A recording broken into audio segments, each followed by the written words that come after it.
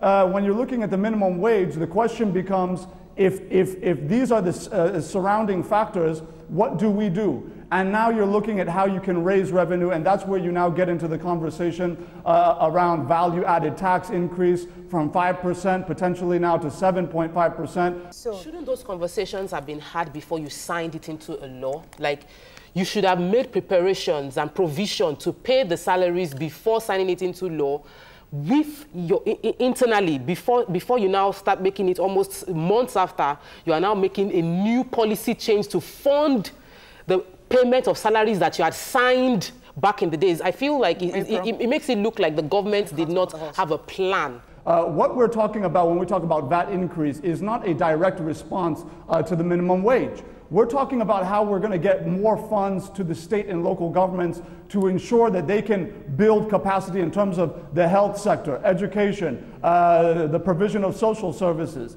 I think with the way Ajuri responded, with respect to the government, it shows that they didn't have a long-term plan and even the short-term plan.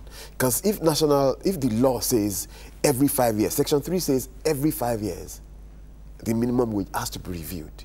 So they have that existing obligation to look at what they are going to do to service that obligation every 5 years. So if he's talking about internal borrowing, and I have not seen any document, any policy, any paper where they borrowed to pay salary. In fact, what they've been doing No. Please allow me to respond. That's not. Oh, you just interrupted. I didn't interrupt you. Well, I didn't interrupt you. So that's we see, not what I'm saying. Even issues of I'm litigating against the federal government on pension. Now, the pension, the PFAs, the federal government has borrowed the monies contributed by pensioners, by people who are currently working. That's domestic debt. Yes, for infrastructure. What they keep saying is they keep borrowing for infrastructure. We can see it, but that's not even the point. The point is, if you have this obligation every 5 years, what are you planning for it? Now, they are taxing everything possible. Let me take Ajuri's response before you run off. Ajuri, you're going to respond to what he said. Go ahead.